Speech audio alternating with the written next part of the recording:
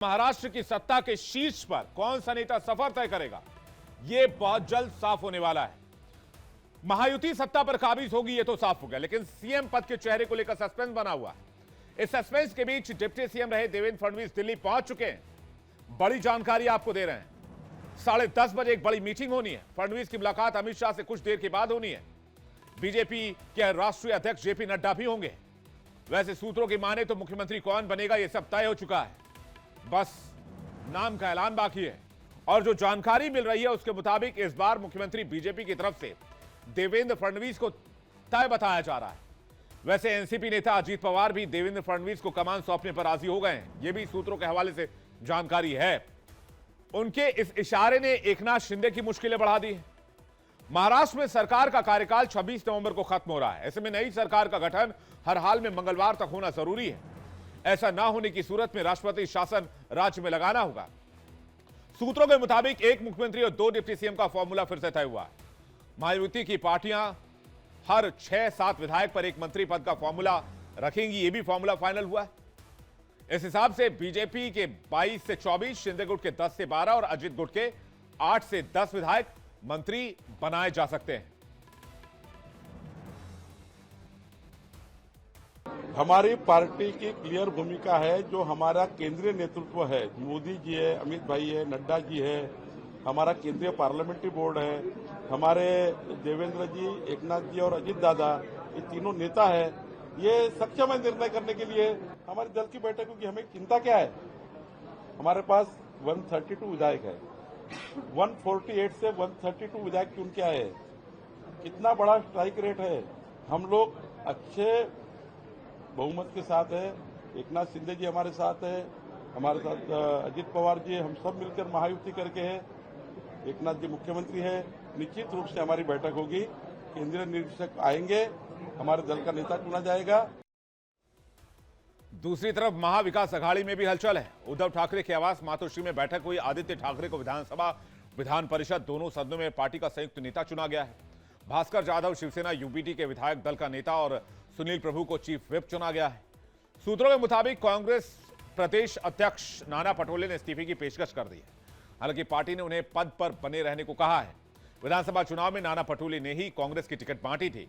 उनकी लीडरशिप में कांग्रेस ने 16 सीटें जीती।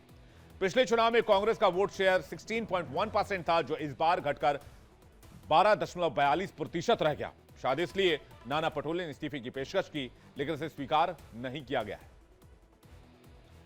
हर एक पार्टी की जो उम्मीदवार नए उम्मीदवार चुन के आते हैं, वो नए हो या रिपीट हो, उनकी एक मीटिंग बुलानी पड़ती है और इलेक्शन कमीशन के गाइडलाइंस के तहत वहां एक पार्टी व्हिप चुना जाता है, एक गठनेता चुना जाता है और एक विधिमंडल नेता चुना जाता है। तो विधान परिषद और विधानसभा का विधिमंडल नेता करके माननीय आदित्य ठाकरे जी को चुना गया और विधानसभा गठ नेता मुझे चुना गया और हमारे व्हिप सुनील प्रभु जी को चुना गया। राज ठाकरे जिस तरीके से इस बार विधानसभा चुनाव में चुनाव लड़े और उन्होंने ताल ठोकर कहा था कि महाराष्ट्र में एमएनएस के बिना सरकार नहीं बन सकती है, एमएनएस की भूमिका प्रमुख होगी। अब चुनाव में मिली करारी हार के बाद सरकार में शामिल होना तो दूर, अब इन्हें खुद की पार्टी का चुनाव चिन्ह भी बचाना मुश्किल दिख रहा है। 125 सीटों पर चुनाव लड़ने वाले ठाकरे का इस बार खाता तक नहीं खुला है। ऐसे में चुनाव आयोग के नियम के मुताबिक अगर किसी पार्टी का एक विधायक चुना जाता है और उसे कुल वोट का 8% मिल जाए तो उसकी मान्यता बनी रहती है।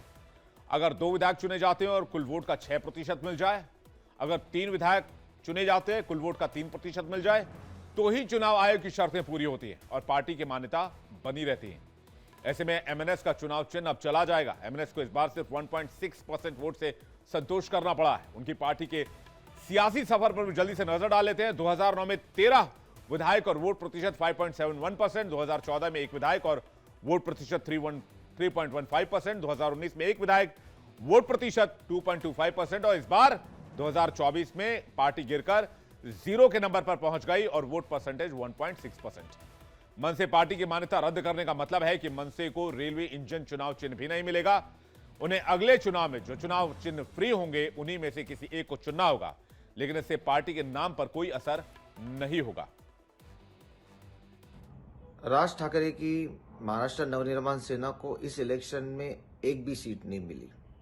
इसके कारण उनका जो मान्यता है as a recognised political party और उनका जो रेल इंजन जो सिंबल है वो जाने का अभी धोखा हो गया है, क्योंकि उनको सिर्फ 1.6% वोट टोटल मिले। इलेक्शन कमीशन का रूल ऐसा कहता है कि अगर आपको अपना रिकग्निशन और सिंबल रखना है तो आपको कम से कम एक एमएलए चुनना पड़ेगा और 8% वोट मिलने पड़ेंगे, या तो 2 एमएलए चुनो और 6% मत ले लो, या तो 3 एमएलए हो गए और 3% मत हो गए। चलिए, तो महाराष्ट्र के नए सीएम के नाम के बारे में जैसे ही कोई खबर आएगी सबसे पहले हम आपको अपडेट कराएंगे। लेकिन आज देश के अगर कई शहरों की बात करें तो हंगामे की तस्वीर सामने आई। संभल से लेकर दिल्ली और महाराष्ट्र के बुल्ढाना से लेकर कटरा, जहां हंगामा और बवाल की तस्वीरें दिखी। ये 4 तस्वीरें आपके सामने हैं। कानून व्यवस्था को चुनौती देने वाली तस्वीर। सवाल यह कि आखिर इन शहरों में हंगामा क्यों बरपा।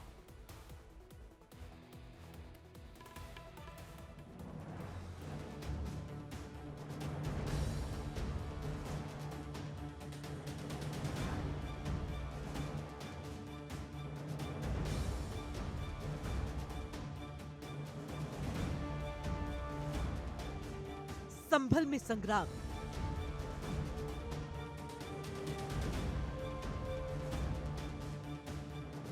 कटरा में कोहराम, दिल्ली में दंगल, बुल्ढाना में बवाल।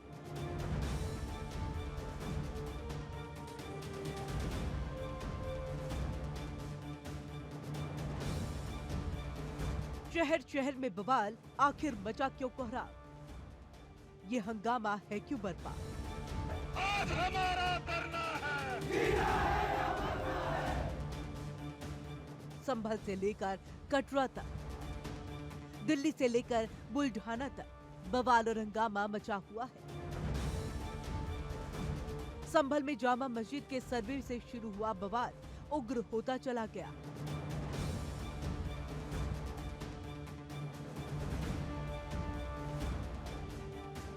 बवाल को काबू करने के लिए पुलिस को गोलियां तक चलानी पड़ी।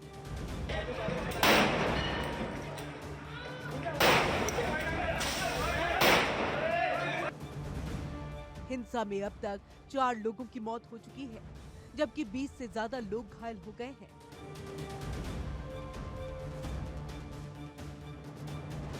बवाल इतना बढ़ा कि स्कूल कॉलेज के साथ इंटरनेट को भी बंद कर दिया गया है। पूरा संभल जिला छावनी में तब्दील हो गया है। चप्पे चप्पे पर निगरानी की जा रही है। भीड़ के जो बलवाई थे, पत्थरबाज थे, उनका क्या मकसद था, उनका क्या उद्देश्य था? पुलिस वालों के पांव में गोली लगी है और इस तरीके की ये जो है जो उनका जो उद्देश्य था, लेकिन हमारी पुलिस ने और प्रशासन ने साथ में कंधे से कंधा मिला के एक बहुत अच्छे सूझबूझ से इस जो पत्थरबाजों की मंशा थी उसको कंप्लीट नहीं होने दिया। उनकी इच्छानुसार उन्होंने सर्वे को रोकने का भरपूर प्रयास किया।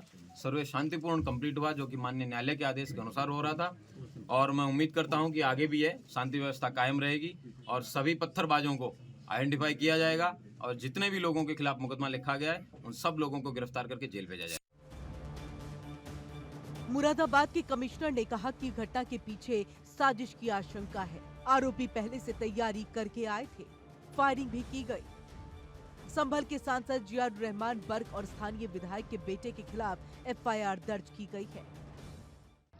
जो वर्तमान में संभल का सुबह से मैं भ्रमण करके सब जगह देखा, पेट्रोलिंग करके देखा, सब शांति सामान्य है। लोग दुकान खोल रहे, लोग बाहर आ रहे हैं, अपना बातचीत कर रहे हैं। सभी लोग से अपील भी किया। सब आज हम लोग सब चेक किया, सब ठीक नॉर्मली चल रहा है। हमने आज सेक्टर स्कीम लागू किया एक प्रिकॉशनरी मेसेज के लिए। हमारा पोस्ट पर्याप्त आई है। कई कंपनी पीएससी, RAF और सिविल पुलिस लगी है। हर चौराहे पर, इंपॉर्टेंट चौराहे पर हमारे सेक्टर स्कीम के अनुसार हम सब लगा हूँ, वहाँ कोई दिक्कत नहीं है। वैसे भी आज संभल का जो बाजार है वो साप्ताहिक बंद रहता है। हर सोमवार का साप्ताहिक बंद रहता है। इसकी वजह से कुछ दुकान बंद है, कुछ दुकान खुल रहा है। हलवाई की दुकान, ये सब चीज़ें खुल रहा है। बस ऐसे अभी तो सीधी तो सब सामान्य है। इस मामले में लगातार पड़ताल की जा रही है और पड़ताल करने के बाद जिस तरीके की चीज़ें निकल रही हैं उसके हिसाब से कार्रवाई की जा रही है। उसमें FIR हुई हैं। अभी आगे जिस हिसाब से इंक्वायरी में आएंगे और भी FIRs होंगे। इसमें जो वहाँ के माननीय सांसद हैं जियाउर रहमान बर्क, उनके खिलाफ भी हुई है इंस्टिगेशन के कारण। लेकिन इन तमाम मामलों में सबसे ज्यादा अगर चर्चा हो रही है तो संभल मामले को लेकर हो रही है। रविवार को सर्वे की टीम यहां पहुंची थी, लेकिन उसके बाद क्या हुआ तस्वीर आपके सामने है। एक तरफ सरकार और प्रशासन हालात को संभालने में लगे हैं, वहीं दूसरी तरफ बहस ये तेज है कि संभल की जामा मस्जिद क्या कभी वाकई हरिहर मंदिर थी। मैं आपको एक बात बताता हूं, 1875 में यहां एक सर्वे कराया गया था। जी हां, भारत के आजाद होने से भी पहले की बात है और ये सर्वे एएसआई यानी कि आर्कियोलॉजिकल सर्वे ऑफ इंडिया ने किया था। क्या वाकई जामा मस्जिद अतीत में प्राचीन हिंदू मंदिर को ध्वस्त करके बनाई गई थी? इस मामले की पड़ताल में भारतीय पुरातत्व सर्वेक्षण यानी कि एएसआई की 1875 की रिपोर्ट में कई चौंकाने वाले तथ्य देखने को मिलते हैं। यह रिपोर्ट एसीएल कार्यालय की ओर से तैयार की गई और tours in the central Doab and Gorakhpur 1874, 1875 and 1875, 1876 के शीर्षक के तहत पब्लिश की गई थी। एएसआई यानी कि भारतीय पुरातत्व सर्वेक्षण के तत्कालीन अधिकारी एसीएल कायलाइल की रिपोर्ट में संभल की जामा मस्जिद का विस्तृत सर्वेक्षण रिपोर्ट दिखता है। इसको संक्षेप में मैं आपको जल्दी से बताता हूं। रिपोर्ट की माने तो मस्जिद के अंदर और बाहर के खंभों को पुराने हिंदू मंदिरों का बताया गया है, जिन्हें प्लास्टर लगाकर छिपाने की कोशिश की गई है। मस्जिद के एक खंभे से प्लास्टर हटने पर लाल रंग के प्राचीन खंभे दिखाई दिए, जो हिंदू मंदिरों में इस्तेमाल होने वाले डिजाइन और संरचना के थे। मस्जिद में ऐसे कई संकेत और अवशेष मौजूद हैं जो इसकी प्राचीनता और हिंदू मंदिर से जुड़े होने की ओर इशारा करते हैं। मस्जिद में मौजूद एक शिलालेख का उल्लेख सबसे बड़ा प्रमाण बताया गया है, जिसमें लिखा गया है कि इसका निर्माण 933 हिजरी में मीर हिंदू बेग ने पूरा किया था। मीर हिंदू बेग बाबर का दरबारी था, जिसने एक हिंदू मंदिर को मस्जिद में परिवर्तित किया था। हालांकि मामला अदालत में विचाराधीन है और सर्वेक्षण के हालिया निष्कर्ष 29 नवंबर को अदालत में पेश किए जाएंगे। इस रिपोर्ट से आगे की सच्चाई भी स्पष्ट हो जाएगी। हिंदू पक्ष के याचिकाकर्ता हरिशंकर जैन ने अपनी याचिका में बाबरनामा का जिक्र किया है। बाबरनामा, जिसे बाबर ने खुद लिखा था और ब्रिटिश ओरिएंटलिस्ट एनेट बेवरीज ने अनुवाद किया।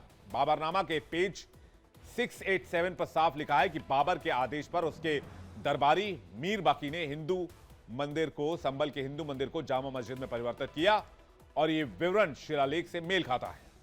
यानी ये जो मामला है ये आज का नहीं है, ये कई दशकों से चला आ रहा है, जो एक बार फिर से बहस का विषय बनता जा रहा है, जो एक बार फिर से खबरों में आया है और चर्चा का विषय बना है। Diwali. Diwali is a festival lit with sharing, and some gifts aren't given, they are expressed. No way! I love it. Because you deserve the best seat in the house.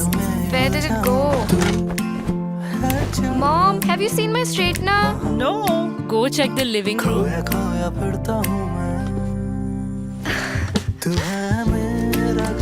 You light up every room you enter.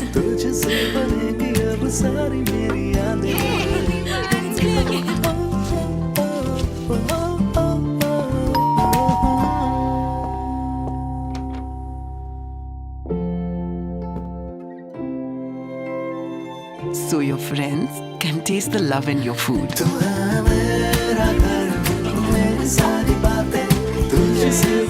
This Diwali, unwrap emotions with Speaking Gifts by Home Center.